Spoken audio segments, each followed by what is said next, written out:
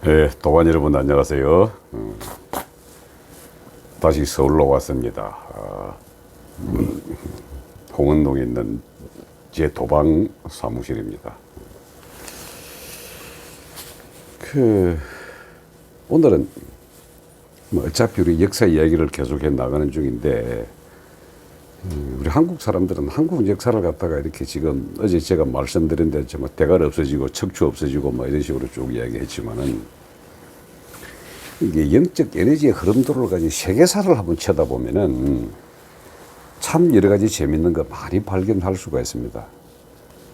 우리가 이 세계의 역사를 배웠다라고 하는 것은 대부분의 유럽 역사거든요.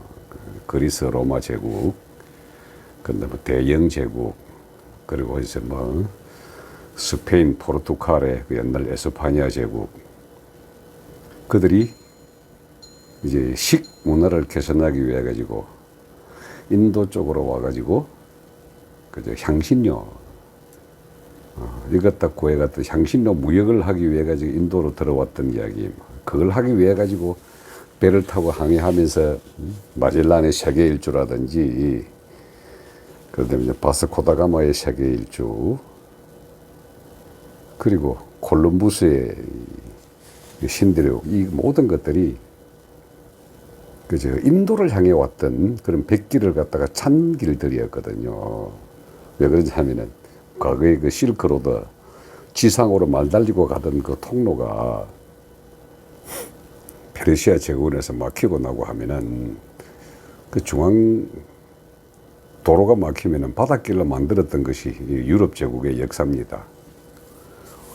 근데 오늘은 이제 그저 인도가 왜 유럽인들에게 그래 유명했냐면은 양념이 굉장히 발달했거든요. 음식 문화에. 17세기 이전까지 유럽은 정말 미개한 나라였습니다. 우리가 알기로는 세계사의 역사 어떻고, 그리스 로마가 어떻고, 로마의 사랑이 로망스, 이런 붙여가지고 자꾸 그쪽으로 지금 서구 중심 역사를 배우다 보니까 거기가 우리 머릿속에도 그쪽으로 이제 교육적 세뇌가 돼버렸는데, 자, 우리 북방 유목 민족사를 공부하다 보면은 유럽 전어무 동네가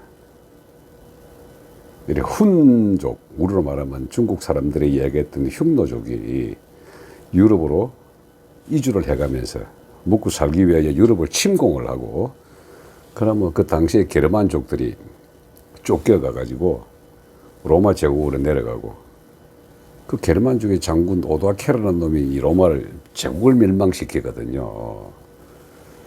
그 로마에도 이제 동로마, 서로마로 쪼개져가지고 마지막 황제가 아니라 동로마 제국의 황제인 콘스탄티누스, 이 친구가 자기 제국의 국민들을 끌고 모으기 위해 가지고 기독교를 공인을 하지 않습니까?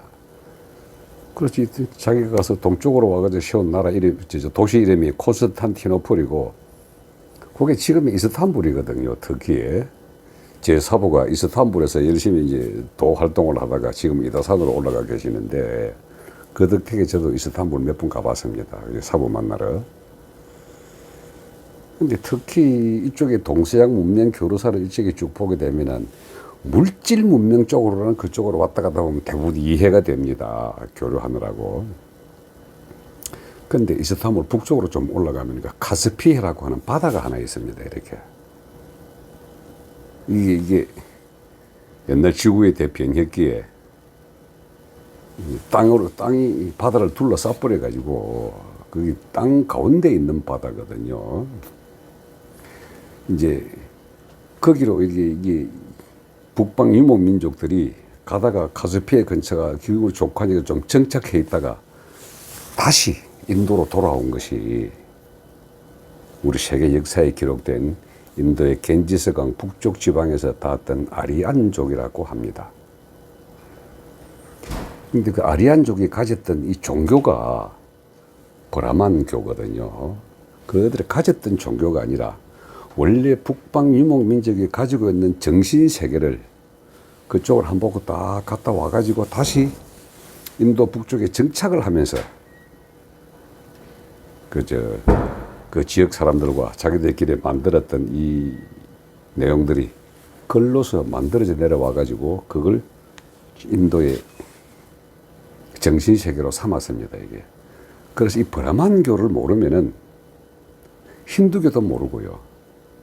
브라만교가 아랍의 이슬람교가 쳐들어오면서 같이 융합을 못 시키고 하니까 인도에 있는 전체 정신세계를 잡으려고 합한 것들이 불교까지 다 끌어들였던 게 힌두교입니다. 근데 이게 이런 아리안족 그러면은 딱 생각나는 게 히틀러죠.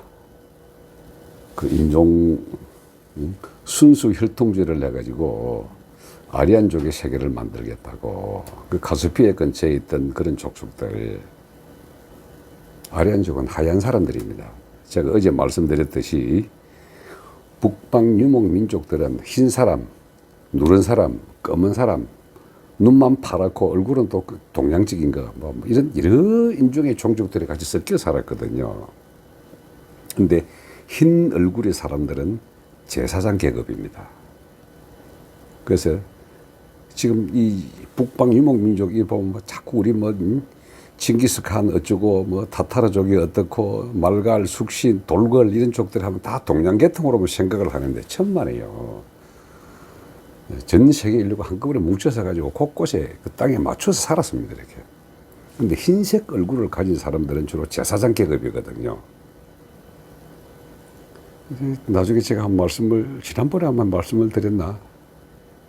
이게 수련을 하면 할수록 몸은 자꾸 투명하고 하얗게 바뀐다는 거 말이죠. 그 아리안족은 제사장 계급입니다. 제사장 계급. 그 흉노족 중에서도 제사장 계급이 흰 얼굴을 가졌거든요. 그들끼리 뭉친 나라가 휴도국이라는 별도의 나라가 있었단 말이죠. 이 휴도국이 이제 이 북방 유목 민족들이 이 기후의 변화에 따라 가지고 갑자기 이제 영하 50도나 떨어져 버리면은 이 사람들은 서쪽으로 그냥 이주를 합니다. 계절의 변화에 따라서는 남북으로 이동을 하고요. 추운 겨울에는 남쪽으로 왔다가 날씨가 좀 여름에는 북쪽으로 갔다가 이런 남북으로 이동을 하는데 갑자기 급격한 기후 변화가 오게 되면 서쪽으로 이동을 하거든요. 그 이동을 해가지고 유럽의 역사를 다 바꿔놓은 것들이 북방 유목 민족들의 세계 역사입니다. 그 예를 들어서 훈족의 땅, 여기 유럽 나라 이름으로 헝가리거든요. 훈가르라 그러다가 헝가리로 바뀌었거든요. 그 나중에 아주 유명한 이 훈족의 아킬라라고 하는 이 친구가 동고트, 스고트를 잡아 조지고 하던 세계 3대의 큰 전쟁의 얘기도 거기서 다 나오게 되는데 아마 그런 거는 큰 별도로 하고요. 어쨌든 그 아리안족이 인도 북부에 와가지고 세웠던 그 브라만교의 이 교리를 한번 보면은 상당히 재미있습니다.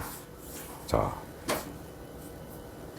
이 우주의 질서를 이 북방 유목 민족들이 생각을 할 때는 어쨌든 태양과 바람과 비와 구름이 있어야만이 밑으로 초목을 무성하게 자라게 합니다. 이렇게.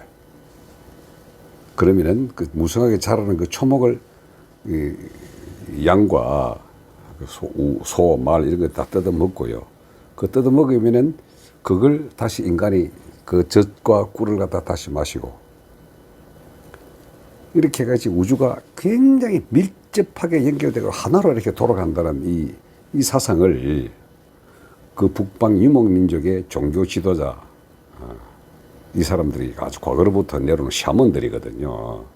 이것들 교육을 철저히 시켜가지고 우주의 운행 질서를 그런 식으로 순조롭게 하는 운행 질서를 브라만이라고 합니다. 그 신 중에서도 가장 아주 고급 신을 갖다가 브라만이라고 그러고요. 근데 이게 이제 이 질서를 갖다 깨뜨리는 이런 신. 이거 우리가 그 유명한 아수라입니다. 아수라. 악당을 우리 아수라 백작이라 그러고요. 불교에서는 그걸 갖다가 이제 아수라 장이라 그러잖아요. 이 브라만교 이름 따온 겁니다, 이게. 못된 신이 아수라고요. 천둥 번개 치고 벼락 치고 이 땅의 질서를 깨뜨리는 것들은 아수라고 정상적으로 돌아가게 하는 것은 브라만인데 이 브라만이 정상적으로 돌아가기 위해서는 인간이 의식 에너지 자체가 완전한 신적 존재이기 때문에 철저하게 브라만에게 기도를 해줘야만이 이 우주가 제대로 돌아간다라고 하는 게 브라만입니다. 그런데 그 인간 중에서도요, 그 브라만과 직접 통하는 우주의 운행 질서를 담당하는 브라만과 직접 통하는 이게 깬 인간, 수련을 통하거나 아니면 또 원래부터 그런 에너지를 갖고 태어났던 제사장 계급에 갖고 있는 이 인간들이 기도를 철저하게 해줘야만이 이 운행 질서가 그대로 돌아간다. 근데 그게 질서를 돌아가게 되면은 비는 제때 내리고 곡물은 제때 자라고 소와 말, 양들은 제때 그것들을 먹고 악성 기후가 없어지면서 인간들도 그게 편안하게 살아가기 때문에 브라만과 인간은 상호간에 그 교류를 한다. 이게 브라만교의 핵심입니다, 이게. 그래서 그들 브라만 신에게 제사를 지낼 수 있는 사람들, 그게 제사장이죠. 그래서 아주 고귀한 신분으로 하늘과 통하기 때문에 고귀하다 그래가지고 인도의 카스트 제도의 제일 상위 계급에 올라있는 그 브라만 계급이 그 브라만 교회 제사를 지낼 수 있는 사람이란 뜻으로서 가장 고귀한 성직자 계급으로 만들었습니다. 그리고 거기에 적당한 교육을 받지 못하고 이 음식 잘 먹고 말 잘 타고 하는 이 무사 계급, 그 땅의 인간들을 지배하는 그 계급들을 크샤트리아라 그래가지고 두 번째 계급으로 만들었죠. 그 브라만 계급의 이 사람들이 읽고 있는 경전을 우리가 이 베다 경전이라 그러거든요. 그 리그 베다라고도 이야기하는데요. 그 베다 경전에서 그 당시에 사람들이 이 보이지 않는 이 세계의 신을 잘 이해를 못하니까 의인화시킵니다. 그 신들의 이야기를. 그게 힌두교를 넘어서 그 라마야나 이야기로 바뀌거든요. 그래서 아주 인간적입니다.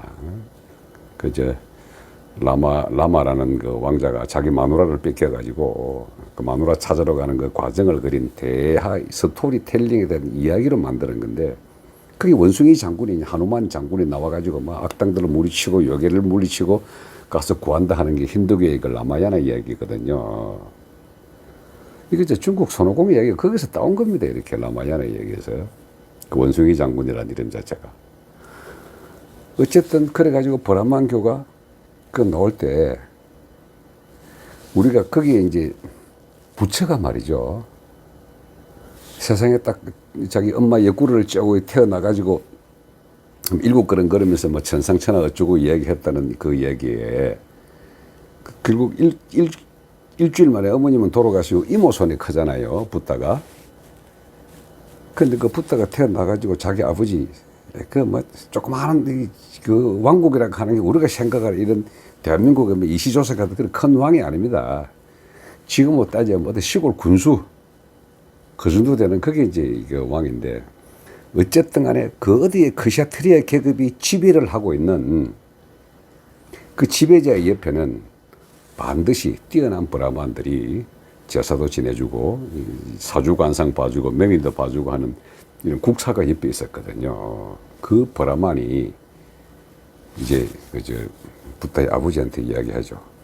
이거 인도 전체를 통일하는 뛰어난 전련 성왕이 되든가 아니면은 전 세계 인류가 이 사람을 따르는 뛰어난 브라만이 될 것이다 라고 이렇게 예언을 해주죠. 이 브라만 교회 네 계급의 브라만, 크샤트리아, 그 다음 수드라, 이런 이 불가촉, 천면 이런 식으로 네 계급을 나누고 했던 게 우리들이 배울 때는 이게 아리안족이 그 지역에 있는 인도의 기본 이 까무잡잡한 이 사람들을 갖다가 지배를 하기 위해 가지고 교육을 시켰다라고 이렇게 나오는데요. 천만에요. 그 브라만 계급의 이 환생의 개념, 그리고 나를 찾아가는 이 개념의 이 수행법을 보면은 인도 사람들이 완벽하게 그게 빨리 들어갑니다. 브라만 교회에다가. 들어가는 정도가 아니라 다 믿어버렸죠. 그래서 우리 하얀 얼굴의 보라만 이 제사장 계급이 하늘과 타고 우리는 자동적으로 하늘로 들어가서 보라만과 하나가 되었을 때, 하나가 되고 나면은 이 땅에 태어나지 않는 마지막 성천의 개념을 가진다. 그런데 크샤트리아나 수드라 당신들은 여기서 가르침을 충실히 이행을 하게 되면은 영적 에너지가 한 단계 한 단계 발전을 해가지고 그 다음 마지막 브라만 계급으로 이 땅에 태어났다가 다시 이제 환생을 하지 않는다. 그 환생의 개념을 이 브라만계에서 확실히 가르쳐 줍니다. 붓다도 당연히 그 환생의 개념을 받아들이죠. 그리고 그 당시의 환생의 개념은 이 아리안족이 인도로 오기 전에 북방 유목 민족들이 가지고 있는 공통된 정신세계의 사상이었습니다. 근데 단지 그걸 인도에서 하고 그걸 지금 발전시키다 보니까 이 인도가 막, 무굴 제국부터 시작해가지고 이쪽으로 쭉쭉 나오니까 이게 아주 큰 뭐 정신세계 총본류고 본산인 줄 알고 그거가 무엇이 있는 줄 알고 계속 사람들이 그걸 몰려들고 하는데요. 인도 가보십시오. 별거 없습니다. 딱 우리의 선사상, 인내천, 내가 하늘에 대한 그거 알고 있으면 브라만교도 이해가 되고 힌두교도 이해가 되고 중국도도 이해가 되고 다 이해가 됩니다. 근데 이게 붓다가 설법을 할 때 보면은 엄청난 구라발이 씌어가지고 인도 문학에 보면은 이 구라가 엄청 씌거든요. 비유를 가장 잘하고. 근데 그런 구라발 센 이런 이야기들이 어디서 나오냐 따지고 들어가 보면 그 브라만교에서 나옵니다. 그 브라만교에서 나오고 그 브라만교의 기본적인 생각과 사상은 북방 유목민족의 그 정신세계, 그 우리가 샤먼이라고 하는 건 말이죠. 북방 유목민족은 거의 다 이제 샤먼의, 우리는 지금 뭐 이 무당들이라고 잘못 폄하를 하고 있는데 세계 종교를 발생시킨 사람들이 샤먼들입니다. 이게 왜? 우주와 통했으니까. 그리고 지금 남아있는 이 샤먼들의 모습을 보고 옛날 샤먼들을 생각하면 안 됩니다. 이게 그 당시의 지구는요 전체가 기운으로 가득 차 있어가지고 그 기운으로 그대로 내하고 연결되어 있었기 때문에 하늘 기운을 읽을 줄 알았고 그것이 땅에 어떻게 적용되는지를 도 알았던 겁니다. 이게 제가 가끔 이게 아침 저녁 수련을 하다가 어떤 때 딱 보면은 그야말로 뻥 열려가지고 하늘과 하나 되는 체험을 할 때가 있습니다. 내라는 개념을 없애고. 그 뭐 자주 오는 게 아니고요. 그 어떤 의식의 무화작업이 한 번씩 그렇게 오게 되는데 그 상태를 갖다가 지속적으로 가지고 있으면서 일을 할 수 있는 그 사람들을 옛날에는 브라만이라 그랬거든요. 브라만 총체 계급. 이 브라만 계급들, 그 브라만 교가 인도에서 힌두교로 그 불교까지 뭉뚱그리고 이슬람까지 다 접목하게 되는 이 거대한 힌두교가 되었을 때에 제가 그 공부를 쭉 하면서 이 원리 이론을 살펴보면서 받았던 느낌, 우리 걸 가져가서 이렇게 교리화시켰구나. 그리고 인간이 체험할 수 있는 것들을 이렇게 스토리텔링으로 만들어가지고 지역에 있는 사람들과 전부 다 그들을 치화, 교화시켰구나. 그리고 치화와 교화, 그 개념에 브라만과 아수라가 이 두 개를 살아가는 이것은 조화였다. 이게 뭡니까? 천부경의 사상, 조화, 교화, 치화 이 사상 그대로 사람들이 알기 쉽게 설명한 종교였다는 걸 알게 된 겁니다. 그 북방 유목 민족 사이 해보면 참 재밌는 게 많습니다. 이게. 그러니까 이걸 좀 깊은 뭐 한 두세 시간의 시간을 가지고 하나씩 이렇게 이제 이 강의를 하면 좋겠지만은 유튜브라고 하는 게 길면은 재미없고 안 받아들이거든요. 근데 제가 이 도학이 왜 최고의 인문학이냐고 말씀을 드렸냐 하면은, 우리 모든 과학 위에는, 과학을 만든 그 위에는 그 철학이 있습니다. 철학이 없이는 과학이 안 나오고요. 그 철학 위에는 신학이 있거든요. 그래서 과학 위에 철학이 있고 철학 위에 신학이 있다라고 하는데 그 신학과 철학과 이 과학을 세 개를 다 뭉뚱그려서 합해서 바라보게 되면은 이 인문학의 종점이 보입니다. 이렇게 끄트머리가 보입니다. 그래서 종교라고 하는 게, 교라고 하는 게 가르침을 따른다는 뜻이거든요. 근데 그 가르침이라고 하는 게 내가 나를 가르친다는 이 내용을 보게 되면은 딱 답이 하나밖에 안 나옵니다. 내가 이 세상을 창조를 하고 이 삶을 주관을 하고 생과 사를 모든 걸 결정짓는 그 주인 그 자체다 하는 그런 자각이 깃들게 됩니다. 내가 하늘이다. 오늘 보라만개를 통한 내가 하늘이다 인내천을 말씀을 드렸습니다. 예, 고맙습니다.